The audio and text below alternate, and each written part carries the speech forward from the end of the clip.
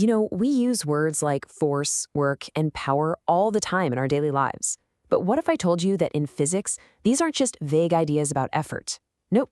They're super specific, interconnected concepts that basically describe how the universe operates. So today, let's break them down and see what they really mean. Okay, so let me throw a classic physics riddle at you. Picture this. You are pushing against a solid brick wall with all your might.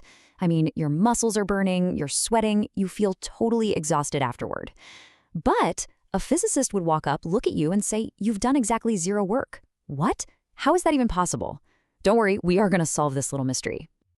All right, to crack that puzzle about the wall, we've got to start with the absolute basics.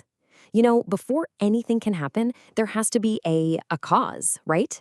Well, in the world of physics, that cause has a name: force. It's pretty much the universe's official agent for making things change.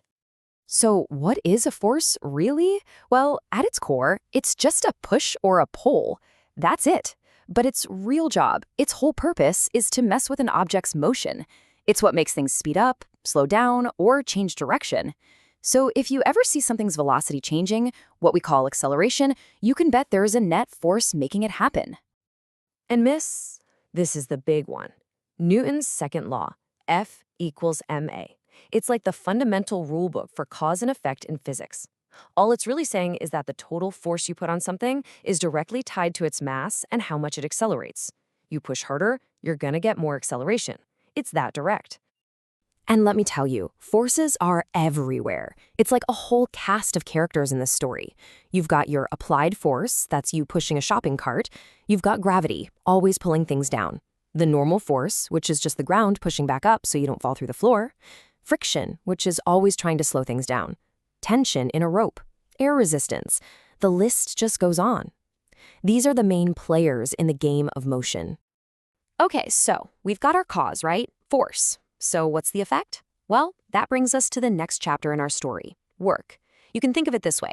Work is what you get when a force actually succeeds at its job of making something move. Now, this is the key, the absolute most important part to remember. In physics, work isn't about how tired you feel. It's all about a transfer of energy.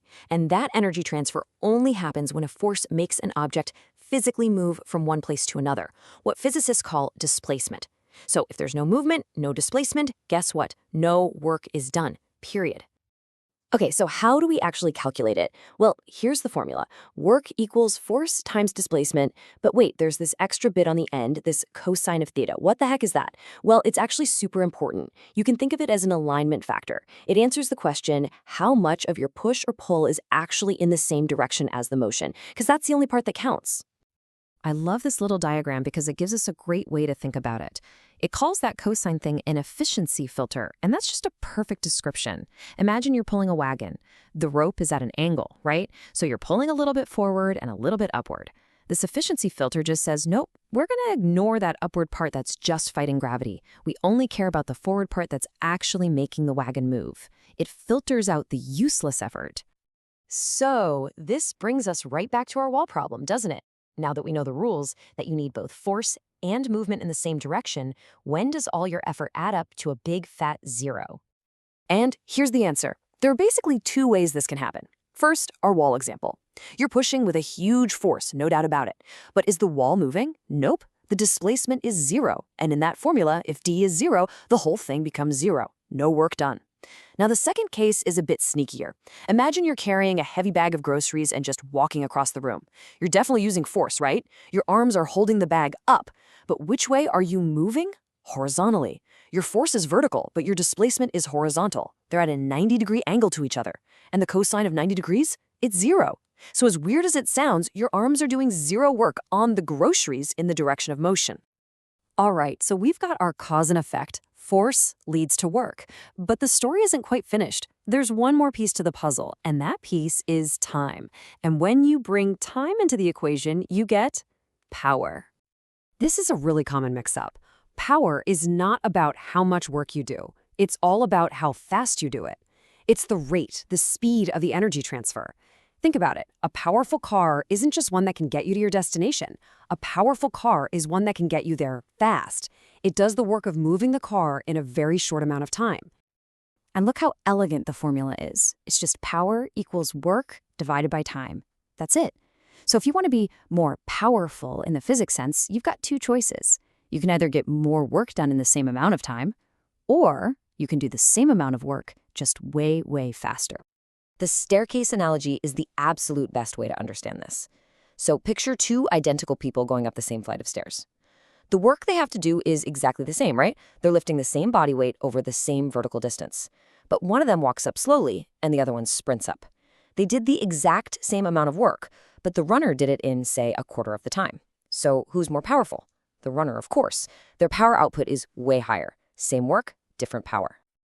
Okay, so let's zoom out and put all three of these ideas together. It really is one clean, logical story, a simple three-act play of how energy gets moved around.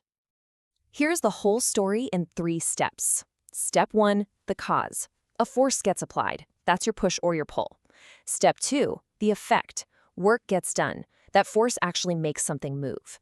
And step 3, the rate. Power tells you how fast that work got done. It's that simple. Cause, effect, and rate.